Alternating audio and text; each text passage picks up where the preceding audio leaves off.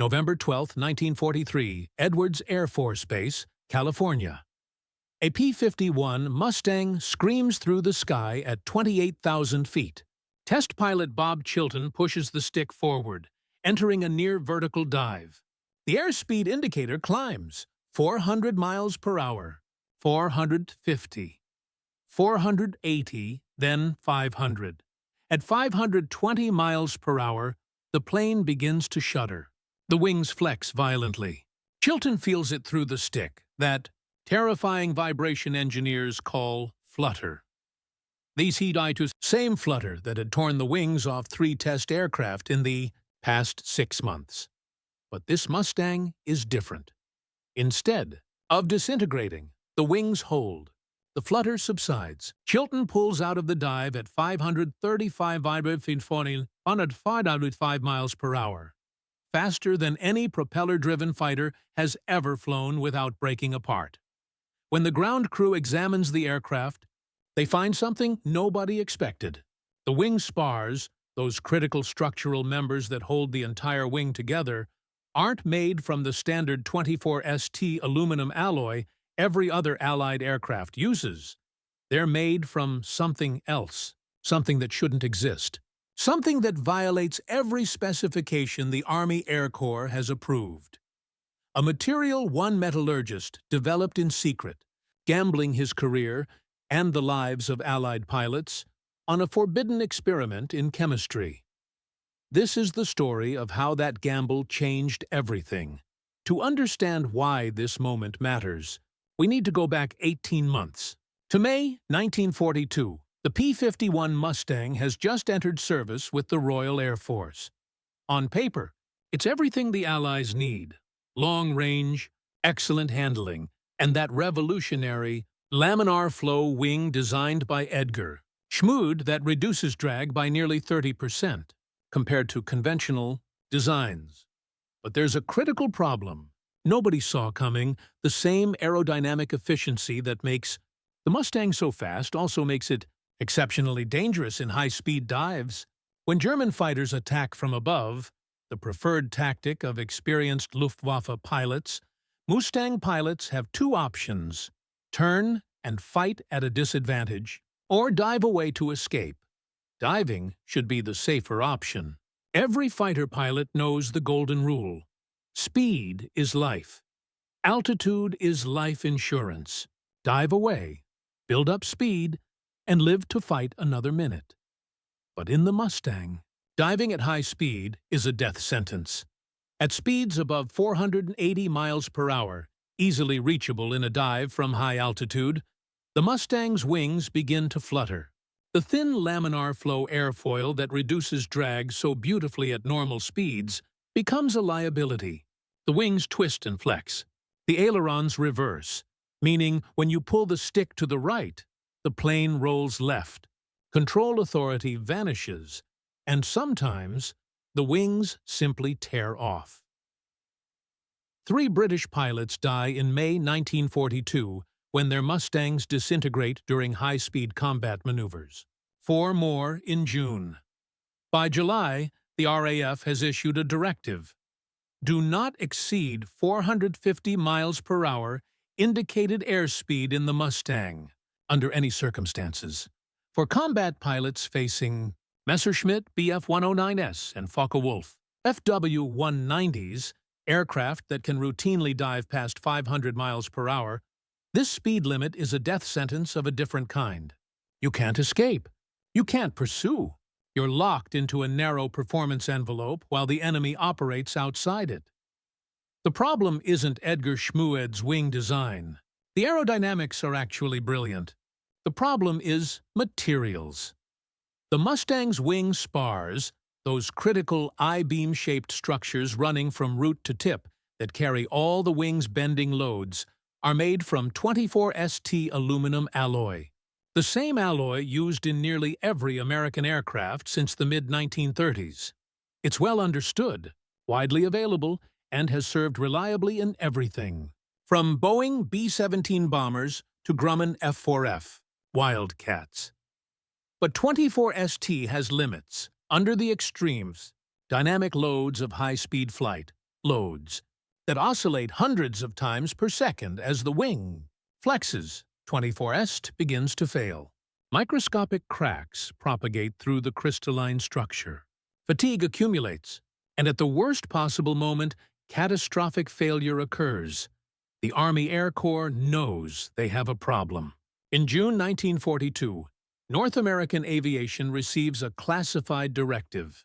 Find a solution to the Mustang's high-speed structural failures, or the aircraft will be removed from frontline service.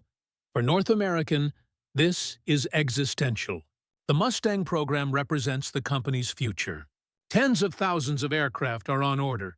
Production facilities in Inglewood, California, and Dallas, Texas are ramping up. If the structural problem can't be solved, the entire program collapses. James Kindleberger, North American's president, convenes an emergency meeting. Edgar Schmood is there, the brilliant German immigrant engineer who designed the Mustang. So is chief test pilot Bob Chilton. And so is a quiet, intense metallurgist named Harry Hitchcock. Schmood suggests redesigning the wing structure, making the spars thicker, adding reinforcement. But that adds weight, which destroys the Mustang's performance advantage.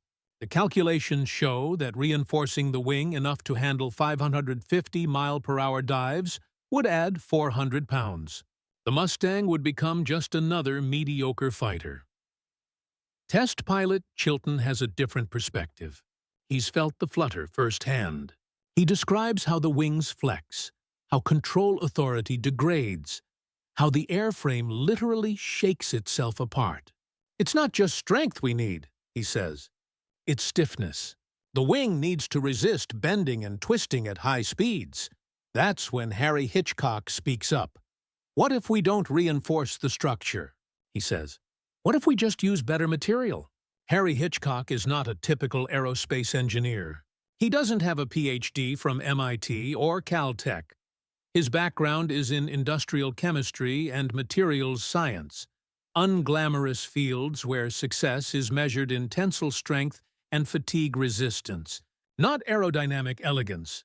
Before joining North American Aviation in 1940, Hitchcock worked for Alcoa, the aluminum company of America, in their research division.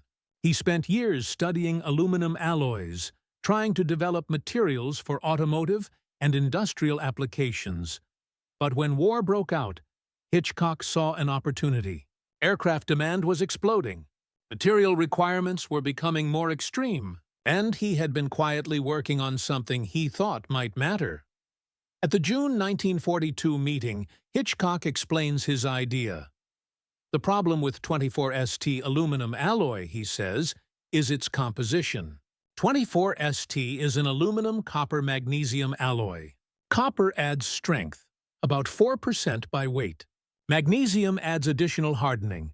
Together, they produce an alloy with a tensile strength around 64,000 pounds per square inch. Excellent by 1930s standards.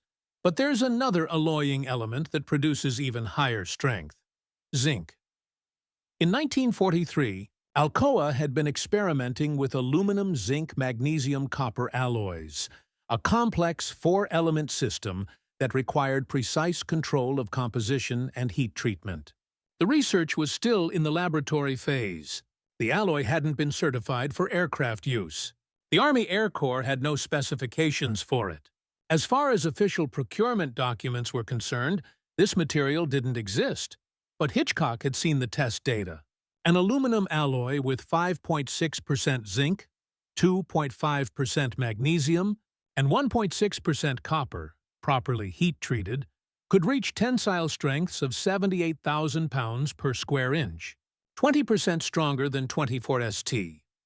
More importantly, the alloy had superior stiffness, the ability to resist elastic deformation under load.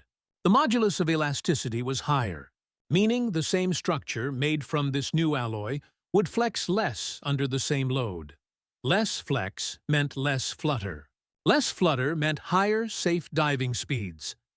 James Kindleberger listens to Hitchcock's presentation. Then he asks the obvious question.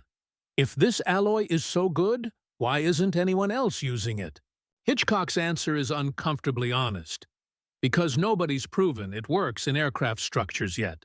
The metallurgy is more complex than 24ST. The heat treatment window is narrower. If you don't get the temperature and timing exactly right, the material is actually weaker than standard alloy. Corrosion resistance might be an issue. Welding is difficult. Alcoa hasn't finished testing it. And, he adds, the Army Air Corps hasn't approved it for airframe use. There's a long silence in the room. Edgar Schmood breaks it. How long would approval take? 12 to 18 months, Hitchcock says. Maybe longer. The Army requires extensive testing. Fatigue tests, corrosion tests, full-scale structural demonstrations. Then we'd need to establish production specifications, train manufacturing personnel, validate suppliers. By the time we get approval, the war could be over. Kindleberger faces an impossible choice. Use the unauthorized alloy and risk catastrophic failure, along with his company's reputation and possible criminal charges for violating military specifications. Or stick with certified materials and watch pilots die because the Mustang can't safely dive past 450 miles per hour. Bob Chilton, the test pilot, offers his perspective. I'd rather fly an airplane with unproven material than proven material I know will kill me above 480 miles per hour. Kindleberger makes the call. We test it, quietly. No documentation goes to the Army Air Corps until we know it works. Harry, you're authorized to produce enough of your experimental alloy to build wing spars for 5 test aircraft. If they survive the test program, we'll figure out how to explain it to Washington. It's a staggering gamble. If the alloy fails, pilots die. If the alloy succeeds, but the military discovers North American used unauthorized materials, the company could face contract cancellation, criminal prosecution, and the end of the Mustang program. But doing nothing guarantees failure. Hitchcock gets to work. Creating a new aluminum alloy sounds simple in theory. In practice, it's metallurgical choreography on a microscopic scale. Aluminum is a forgiving base metal. Lightweight, corrosion-resistant, easy to work with. But pure aluminum is soft. Too soft for aircraft structures. To make it useful, you add alloying elements that change its crystalline structure. Copper creates intermetallic precipitates, microscopic particles that interfere with the motion of dislocations through the crystal lattice, making the material harder and stronger. Magnesium does something similar, and zinc, at the right concentration, creates even more effective precipitation hardening. But here's the challenge. Those alloying elements don't just strengthen the aluminum. They also create weaknesses. Copper makes the alloy more susceptible to intergranular corrosion, where corrosion attacks the grain boundaries between crystals, causing the material to literally fall apart. Zinc increases stress corrosion cracking, SCCE, insidious failure mode where stress and corrosive environment combine to create cracks that propagate. Even under loads the material should easily handle. And if the heat treatment isn't perfect, the alloy can develop zones of different composition and properties, strong in some areas, weak in others. Under cyclic loading, cracks initiate in the weak zones and propagate through the structure. Hitchcock knows all this. He also knows that his experimental alloy, later designated 7275 by Alcoa, though in 1942 it doesn't have an official name yet, requires exquisitely precise manufacturing. The composition has to be exact. Too much zinc, and the alloy becomes brittle. Too little, and you don't get the strength benefit. The magnesium and copper concentrations have to be balanced. Even trace elements matter. Chromium at 0.2% helps control grain structure. Then there's heat treatment. The raw alloy billets have to be solution heat treated at 900 degrees Fahrenheit for about 90 minutes, hot enough to dissolve all the alloying elements into the aluminum matrix, but not so hot that the material begins to melt or excessively oxidize. Then, rapid quenching in water or oil. The goal is to trap the alloying elements in solution, creating a supersaturated state. Finally, age hardening, also called precipitation hardening. The material sits at around 250 degrees Fahrenheit for several hours. During this time, microscopic precipitates form throughout the structure. These precipitates, with exotic names like MgZn2 and Al2CoMg, are what give the alloy its extraordinary strength. Get any step wrong, and the material fails. Hitchcock doesn't have the luxury of extensive testing. He places an order with Alcoa for 2,000 pounds of experimental alloy billets, enough for 10 wing spars. He provides the exact composition specifications and heat treatment parameters. 6 weeks later, in August 1942, the billets arrive at North American's Inglewood plant. Hitchcock personally oversees the machining. The wing spars for the P-51 are complex shapes, tapered I-beams with varying thickness along their length. Every dimension is critical. Too thin, and strength is compromised. Too thick, and you add unnecessary weight. The machinists are nervous. They're working with an alloy they've never seen before. The cutting characteristics are different from 24S. The material is harder, which wears out cutting tools faster. But it machines cleanly, with less tendency to gall or tear. By September 1942, Hitchcock has his first set of experimental wing spars. They're installed in a test Mustang, aircraft serial number 43-2293, and sent to Edwards Air Force Base for structural testing. The test program is brutal. First, static load tests. The wings are loaded with thousands of pounds of weight, simulating the aerodynamic loads of high-speed flight. The spars flex, but they don't fail. They meet the design requirements. Then, fatigue tests. This is the real challenge. The wings are subjected to cyclical loading. Load applied, then released, then applied again, thousands of times. This simulates the oscillating loads of turbulent air and high-speed maneuvers. Standard 24ST spars typically fail after 15,000 to 20,000 cycles at high load levels. It's an acceptable service life for aircraft that see relatively gentle combat maneuvering. But the Mustang's laminar-flow wing experiences much higher frequency, oscillations in the transonic dive regime, that dangerous speed range between 480 and 550 miles per hour, where airflow over portions of the wing approaches the speed of sound, creating shock waves and pressure fluctuations. Hitchcock's experimental spars undergo 50,000 fatigue cycles at loads equivalent to 500-mile-per-hour flight. Then 100,000 cycles. No failures. The metallurgical analysis is remarkable. Under microscopic examination, the experimental alloy shows minimal crack propagation. The grain structure is tight and uniform. The precipitation hardening has worked exactly as intended. But laboratory tests are one thing. The real test is in the air. November 12, 1943. We're back at Edwards Air Force Base, watching Bob Chilton climb into the modified P-51 Mustang. This aircraft, 43-12093, has been fitted with Hitchcock's experimental wing spars.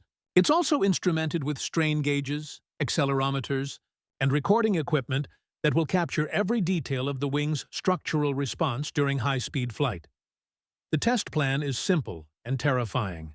Dive the aircraft to the absolute edge of its performance envelope. Push it to speeds no Mustang has safely reached before, and find out if Hitchcock's alloy holds. Chilton takes off and climbs to 30,000 feet. At this altitude, the air is thin and cold, 40 degrees below zero. The engine's supercharger screams, forcing compressed air into the Packard-built Merlin engine. He levels off, checks his instruments, and prepares for the dive. Test pilots have a particular kind of courage. It's not the hot-blooded bravery of combat, charging into danger with adrenaline overriding fear. It's cold, calculated courage, deliberately pushing a machine to its breaking point, knowing that breaking point might be right now. Chilton pushes the stick forward. The nose drops. The airspeed indicator begins to climb. At 400 miles per hour, the Mustang is in its element. Controls are crisp and responsive. The laminar-flow wing is doing exactly what Edgar Schmuid designed it to do, maintaining smooth airflow, minimizing drag. At 450 miles per hour, the official maximum safe speed, Chilton makes a note. The aircraft feels stable. No unusual vibrations. He continues the dive. At 480 miles per hour, he feels the first signs of compressibility effects. There's a subtle buffeting as shock waves begin to form over portions of the wing. The controls feel slightly heavier. This is the edge of the transonic regime, where the airflow transitions from subsonic to supersonic speeds. At 490 miles per hour, the buffeting increases. Chilton feels it through the stick and rudder pedals. This is where previous test aircraft began experiencing flutter, that deadly oscillation where aerodynamic forces and structural flexibility create a feedback loop, building in amplitude until something breaks. But Chilton feels something different. The buffeting is there, but it's not escalating. The wing is flexing. He can see the wingtips moving slightly, but the flex is controlled. The structure is stiff enough to resist the flutter instability. At 500 miles per hour, Chilton makes another note. The aircraft is flyable. Controls are still responsive, though heavy. He's now faster than any Mustang pilot has ever flown, without catastrophic structural failure. He continues the dive. 40 miles per hour. The buffeting peaks, then stabilizes. Chilton has entered fully transonic flight. Portions of the airflow over the wing are supersonic, creating shock waves, but the airframe is holding together.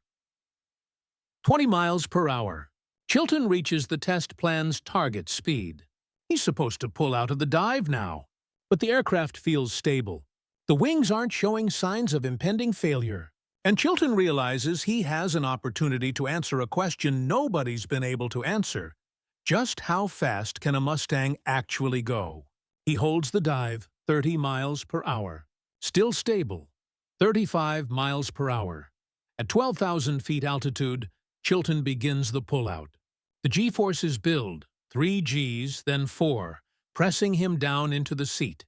The wing loading is immense. If Hitchcock's alloy is going to fail, this is the moment. But the wings hold. Chilton levels off at 8,000 feet. His hands are shaking slightly, not from fear, but from the physical effort of controlling the aircraft at those speeds and G-loads. He makes one final note in his test log. Aircraft reached 535 millimeters indicated airspeed in dive from 30,000 feet. Moderate buffeting encountered above 490 mph, but controllable. No flutter observed.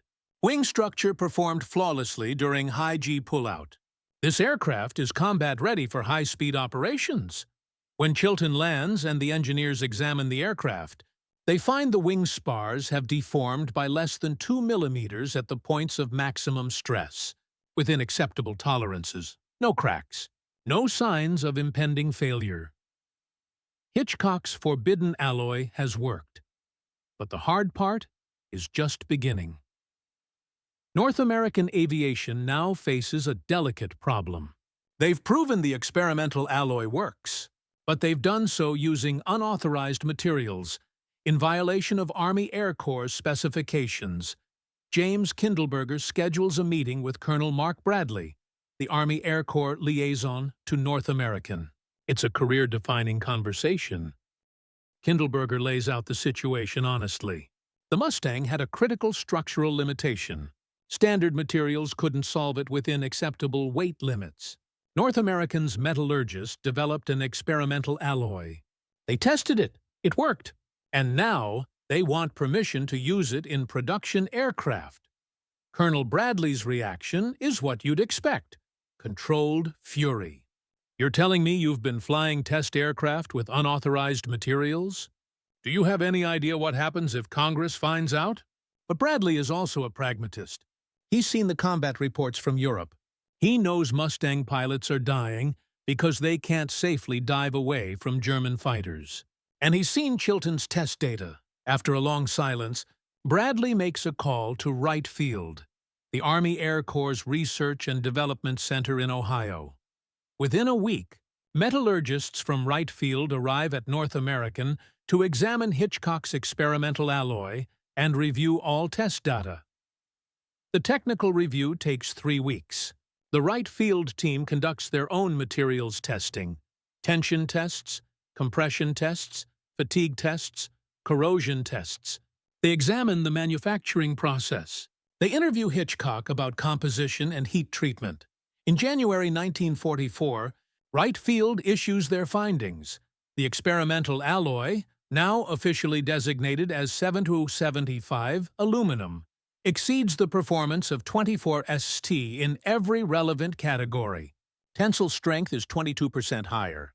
Fatigue resistance is substantially improved. And critically, the higher stiffness reduces flutter tendency in thin-walled aircraft structures. The recommendation approves 70-75 aluminum for immediate use in P-51 wing spars and other critical high-stress airframe components. There's one condition. Alcoa has to scale up production immediately. The Army Air Corps needs millions of pounds of this material, not the few thousand pounds North American used for testing. This triggers a massive industrial mobilization. Alcoa builds new production facilities in Alcoa, Tennessee, specifically for 70-75 alloy. They train metallurgists and quality control inspectors. They establish rigorous specifications for composition and heat treatment. By July 1944, North American's production line in Inglewood is building Mustangs with 7-75 wing spars. By September, the Dallas facility follows.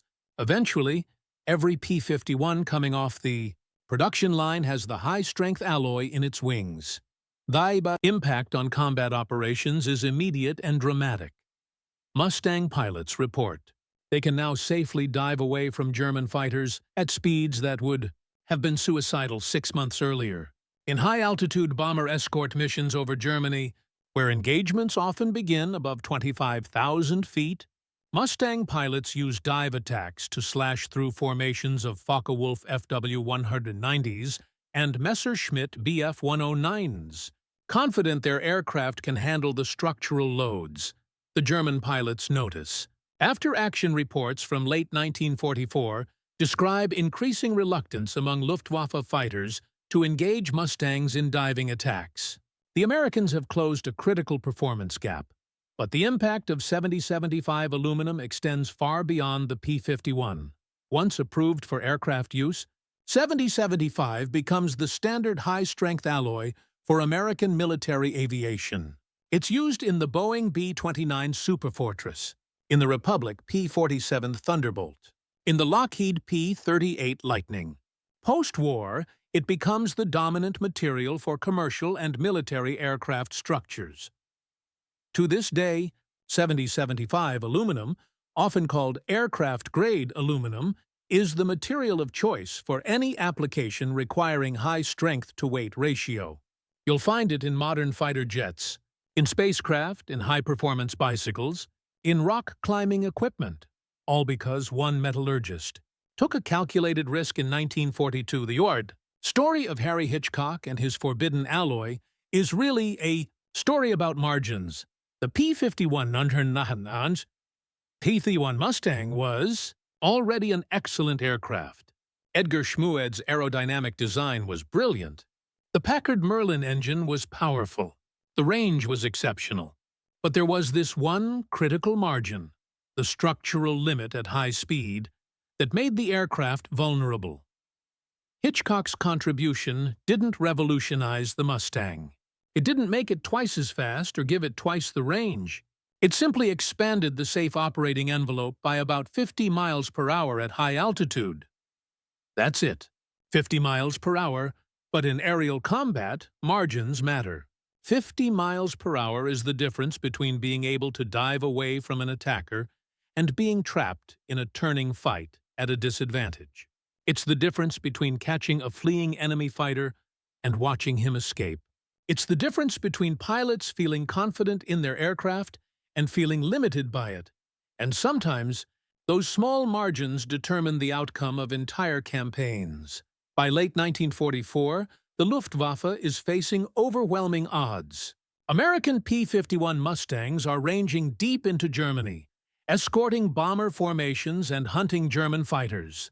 The combination of long-range, excellent high-altitude performance and, thanks to Hitchcock's alloy, confidence in high-speed maneuvering, makes the Mustang the dominant fighter in the European theater. Germany's experienced pilots are being killed or captured. Fuel shortages limit training for replacement pilots. And American industrial production is overwhelming German capacity. The P-51 doesn't win the war alone. No single weapon does, but it contributes to air superiority over Europe, which enables the strategic bombing campaign, which degrades German industrial capacity, which contributes to Allied victory. And none of that happens, at least not in the same way, on the same timeline, without Harry Hitchcock's willingness to gamble his career on an unauthorized experiment in materials science. After the war, Hitchcock returns to Alcoa, where he continues developing advanced alloys. He never becomes famous. There are no statues of him. Most histories of the P-51 Mustang mention Edgar Schmood and the laminar-flow wing, or they talk about the Merlin engine, but they rarely mention the metallurgist who made the structure strong enough to exploit that performance.